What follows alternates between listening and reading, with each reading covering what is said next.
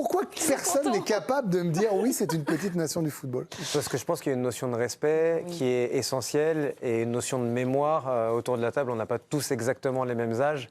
Mais il faut se rappeler qui est l'Italie, qui est la France aussi, parce que est-ce qu'on parle que du 3 coupes du monde. Mais est-ce qu'on parle du football de sélection? Est-ce qu'on parle du football de club? Parce que la Serie A aussi, c'est un championnat qui n'est pas celui de la fin des années 90 où il y avait absolument tous les plus grands joueurs qui jouent dans le championnat.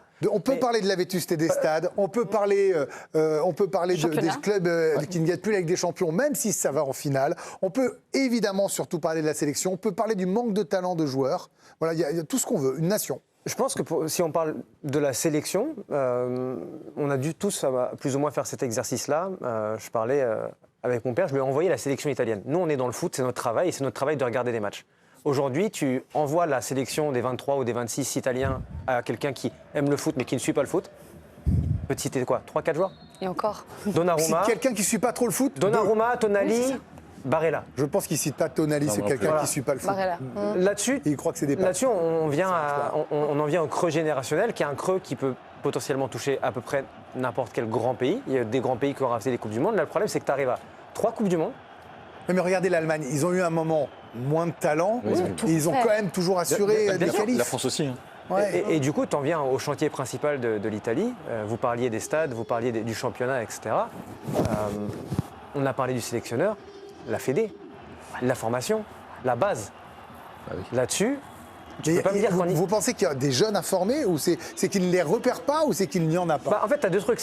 En Italie vient souvent le refrain, qui est un refrain auquel on a droit en France, mais moins, parce qu'il suffit de sortir, aller voir dans les cités-stades, il y a des gamins qui jouent au foot.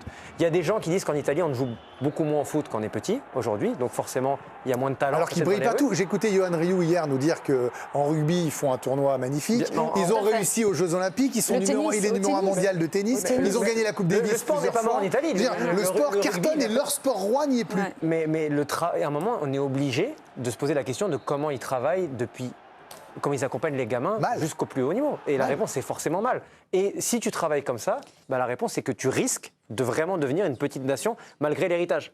Alors, ce creux générationnel, évidemment, il part des résultats, en tout cas de la sélection. On rappelle, c'est 2 Coupes du Monde où ils sont sortis au premier tour. C'était en 2010, en 2014, et 3 Coupes du Monde manquées, ce qui veut dire que l'Italie n'a plus joué un match à élimination directe depuis 2006. Conséquence forcément au classement FIFA. Eh bien, on va la voir cette coupe. Après une 2e place en 2006, eh bien, l'Italie dégringole. Voilà, il y a eu le petit sursaut à l'Euro 2021 qui a fait gagner quelques places, mais c'était une 8e place en 2022. Aujourd'hui, hors du top 10, encore une fois 13e, même 12e. Donc voilà, c'est une Italie qui est hors du top 10 mondial aujourd'hui. Alors, la Coupe du Monde va passer par là, hein, donc ça va tomber encore plus bas, parce que beaucoup d'équipes vont marquer beaucoup de points cet été.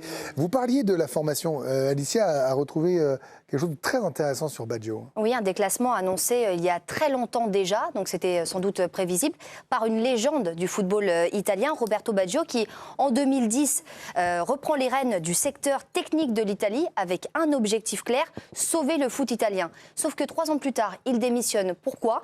Parce qu'il sent l'inertie totale de la fédération italienne. On ne m'a pas permis d'exercer le rôle qui m'avait été confié. Je ne suis pas prêt à continuer. Mon rapport de 900 pages présenté en novembre 2011 est resté lettre morte et j'en tire les conséquences. Alors qu'est-ce qu'il contenait ce rapport? Notamment une refonte totale des académies et des clubs italiens, un programme national pour les jeunes attaquants, la réforme des formations d'entraîneurs, la modernisation du scouting s'inspirant des modèles espagnols et néerlandais, et 13 ans plus tard, la situation du foot italien lui donne complètement raison, avec toujours cette obsession autour de la tactique qui ronge la formation italienne. Bon voilà, on en est là. Séverine, il y a... Je veux dire, quand on a... C'était quelque part nos meilleurs ennemis à un moment. Je veux dire, moi, 2006, j'ai toujours pas pu la digérer. Mais hier, on a fait le jeu, les 14 Italiens qui ont foulé la pelouse quand ils ont battu l'équipe de France en 2006. Mais les noms étaient extraordinaires. Oui. C'est vraiment extraordinaire. Et il y avait aussi un style. C'est Pierre qui évoquait ça au début d'émission. Je vous invite à regarder le replay. Le Catenaccio, finalement, ça valait ce que ça valait. Mais derrière, il fallait les jouer, les Italiens. Là, on a l'impression qu'il n'y a plus de style italien. Alors que le style, c'est italien. En fait, on les redoutait tout le temps. En fait, là, maintenant, ils font plus peur à personne. Pour l'anecdote, c'est hyper personnel. Ma mère était fan de la Juve. C'est comme ça que moi, je suis rentrée un peu dans le football. Et donc, dans les années 90, elle était vraiment fan de la Juve. Donc, c'est comme ça que j'ai commencé à suivre le football. Il y avait évidemment des grands noms italiens à la Juve à l'époque. Et donc, c'est vraiment le foot italien qui a un peu amené cet amour du football. Et là, c'est pour ça que la déception, elle est immense. Swan, tu le disais très très bien, quand tu parles de cette sélection aujourd'hui, il y a quand même très peu de noms qui ressortent, si ce n'est Donnarumma peut-être, et encore peut-être quelques noms c'est par là, oui c'est ça, et encore.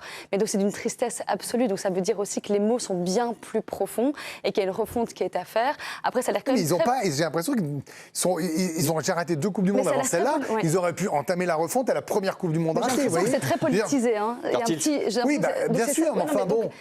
Donc c'est qu'il y a quand même que ce soit aussi un pays nord-sud, ok, non, mais j'ai l'impression que c'est ça aussi le souci. Le clubisme, ok, mais bon. Mais donc c'est pour ça que ça a l'air très compliqué de travailler dans les bonnes conditions. Et donc si ça continue comme ça, bien alors ça va être catastrophique pour les prochaines années. Et puis en plus, quand tu as une sélection qui, elle n'attire plus. Donc les gamins, ils ne sont pas...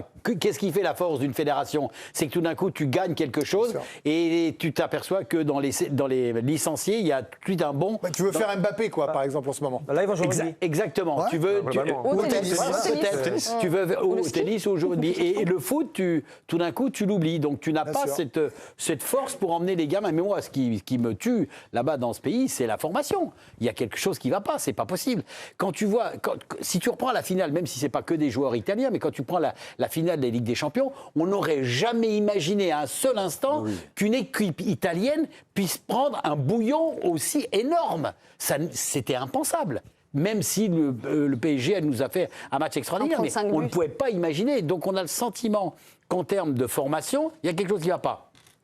Pardon, on parlait des entraîneurs, mais les entraîneurs, il y a des entraîneurs de qualité quand même en Italie qui ont réussi dans les clubs, notamment en Angleterre. Donc il y a quelque chose qui ne va pas. Et il est certain... Et là, personne ne voulait y aller. Je rappelle quand même que les 4-5 plus grands noms entraîneurs italiens qui sont des sommités n'ont pas voulu y aller. Ils ont pris la 6e, 7e roue du carrosse qui lui a au moins eu le courage d'y aller. Ce qui est effectivement ce que vient de nous montrer Alicia, si effectivement Baggio a fait ce rapport, s'il a présenté, ça j'en suis sûr, mais comment le président de la fédération italienne à l'époque n'a pas su réagir? Comment son directeur technique national, je ne sais pas qui c'était, n'a pas pu prendre les choses à 100% et dire « mais là on va droit dans un mur ».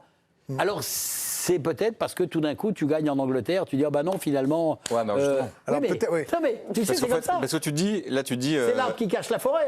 Hein. Une Coupe du Monde ratée, c'est un accident. 2, 3, c'est moins un accident. Du coup, là-dedans, l'accident, c'est quasiment l'Euro 2021. Quoi. Bien sûr. C'est un peu l'anomalie. C'est ça qui est terrible. Il y a un truc un peu historique, c'est que normalement, tu parles de 2006, mais les grandes équipes italiennes, les grandes sélections italiennes, elles sont nourries par des joueurs des grands clubs italiens. Là, aujourd'hui, c'est quand même compliqué de voir des grands joueurs au Milan AC, à l'Inter, à la Juve, etc., porter cette squadra. C'est quasi, moins d'Italiens, déjà. Quasi impossible. Il y a moins d'Italiens. En plus. Il y a une tendance terrible, effectivement, depuis 2006. On a regardé, 2006, il y avait 29% de joueurs étrangers en Serie A. Et regardez l'évolution jusqu'à cette année. On est à 71% de joueurs étrangers en Serie A désormais. Ça n'a cessé d'augmenter. Ouais, ils étaient près de 1 sur 2 en 2010, 55% en 2014, 59% en 2018. 64 en 2022. Donc tu perds ton ADN, tu perds tout. Mais la Pierre, c'est fou parce que nous, on n'a pas de sous, mais on a des gamins. Donc du coup, vous avez beaucoup de jeunes joueurs français. On nous dépouille, mais... Voilà, mais on en c'est ça aussi, c'est-à-dire que c'est un truc qu'on peut un peu manipuler comme on veut, parce que nos joueurs, nous, ils jouent à l'étranger, etc. On fait ce qu'on veut dans la manipulation, monsieur Maturana. C'est pour ça que je dis que historiquement, l'Italie, c'était fait sur des joueurs qui jouaient en Italie. En France, c'est moins le cas. On a des stars qui jouent ailleurs, etc. On est fait comme ça. C'est la petite nuance qu'on... Oui, mais nous, on les a fabriqués quand même. On les a sortis, on les a préparés. Tu vois, c'est la différence. Et vient aussi la qualité du championnat, parce que Candice, tu parlais des étrangers qui jouent. Fin des années 90, les étrangers... C'est R9, Recoba, Shevchenko aussi, Dorasso, aussi entouré d'Italiens. Ouais. Donc, non, mais le championnat, j'ai un supporter italien qui m'a dit un truc assez intéressant tout à l'heure. C'est pour ça que j'aimais bien la métaphore de la pente glissante. C'est que tu as un carrefour où tu peux aussi te dire que tu as l'impression qu'il y a des choses qui arrivent jamais, mais assez vite, tu peux devenir la Hongrie. Tu vois ce que je veux dire? C'est qu'assez vite, tu peux devenir un ancien grand pays de foot. Et tu t'en rends pas compte. Et tu dis, bah, tiens, ça fait 10 ans. Tu peux devenir le Nottingham Forest des clubs. Exactement, mais ça peut arriver. Hein. Ça peut arriver si ton championnat. J'avais pas pensé à ça, mais. Non, mais c'est une bonne métaphore qu'on m'a fait. C'est quelqu'un qui m'a dit, assez vite. Assez vite. Moi, je comprends pas pourquoi vous me dites assez vite, en fait. 3 Coupes du Monde ratées en mai. Parce qu'il y a un euro il y a 5 ans. Mais il y a 2 euros trompe-l'œil. Parce que même celui d'avant, en vrai. Ah, Mais c'est bon, terrible. 2024, ils sont pas ridicules. Ils font quoi? Ils font 8e, quart. Bon. Non, mais après, c'est déjà la crise la absolue, première hein. Coupe du Monde qui rate, ils ont quand même des joueurs comme Verratti. Enfin, je veux dire, Mais oui. ils en ratent Balotelli. une qui est pas. C'est une faute professionnelle. Ah oui. La deuxième, ils prennent ce but à la 91e. Et là, C'est pas un accident, oui, c'est- hier en plateau, j'avais 80% du plateau qui m'annonçait qu'ils allaient se faire sortir. Vous Ah oui, voyez ce c'est que vrai, je veux dire? on l'a tous Aujourd'hui, dit. c'est devenu. Si la France doit jouer l'Italie dans notre compétition, personne ne tremble aujourd'hui. Ah non. De se dire que l'Italie avait peur de jouer le Pays de Galles, déjà. C'est Ouais. terrible. Oui, parce qu'on rappelle cette scène. Ah ouais. Tu parlais de la Hongrie. Alors bon, nous, on est trop. Même moi qui suis plus vieux C'est que vous, l'image, hein. c'est vraiment il y a longtemps. Mais T'as pas joué avec Puskás, Olivier? Vous bouffiez du tricératops à la mi-temps, Mais- je le sais, Olivier. Mais l'Italie, ça a toujours été une référence pendant 25 ans, 30 ans dans le foot. bah bien sûr, Quand en on plus. parlait du catenaccio, c'était quelque chose qui te parlait immédiatement. C'était quelque chose de fort parce qu'il y avait le catenaccio, mais ils avaient des joueurs de qualité. Quand Des tu milieux voyais un Palor extraordinaires. aussi devant, le mec, il marquait les buts. Les gars, quand je vais même. juste te C'était- dire, Nesta, Maldini, Costa Totti, Curta, Pirlo, ces terminé gars, en tout fait. ça, Voilà, c'est- vous me dites ça, mais vous me dites juste Maldini, le Mais truc voilà, s'arrête. voilà, tu vois. Vous me dites Alors Maldini. que là, il n'y a plus Et aucune père et fils même, hein. référence. C'est pas un problème. Il n'y a plus de référence, il Non, n'y a plus rien. Alors, regardez comme en France, on disait rouillé. Oh non, et puis pardon, allez, on passe, après là. le creux Et là, générationnel, oh, épouvantable. N'exagérez pas, n'exagérez pas. Ouais, exagéré, Olivier. Bon, ça sera Oh. plus cher l'année Alors, prochaine. Déjà, c'est une passe en 78. je rappelle. Une passe D dans sa tête en 78. Parce que je vais vous raconter l'anecdote, mesdames, messieurs. Attention. Il nous dit j'ai fait une passe décisive en 78 à la Coupe du Mais je Monde. me rappelle plus. Je lui dis mais c'est vrai, il me dit je sais plus. Il a dit, c'est peut-être juste une passe. Mais voilà. ça, c'est- Il se souvient qu'à un moment, il Il a a fait vu une passe, Michel Platini, voilà. il a fait une Voilà, passe. mais il était très Après, cohérent. à qui devant le but, tire ou passe en retrait au gardien, on ne sait plus. Il a fait le passe. Vous n'avez pas le droit, Voilà. vous n'avez pas le droit Il sait de me plus. détruire comme ça. Il C'est a honteux. dit, C'est honteux. je sais plus si c'était Marius Trésor, Michel Platini, on s'en fout. mais- J'ai fait une passe. J'ai vu le ballon. Des tellement grandes références, des légendes du football Ne français. rebondissez pas, on était sur vos comptes et ça nous a beaucoup rigoler.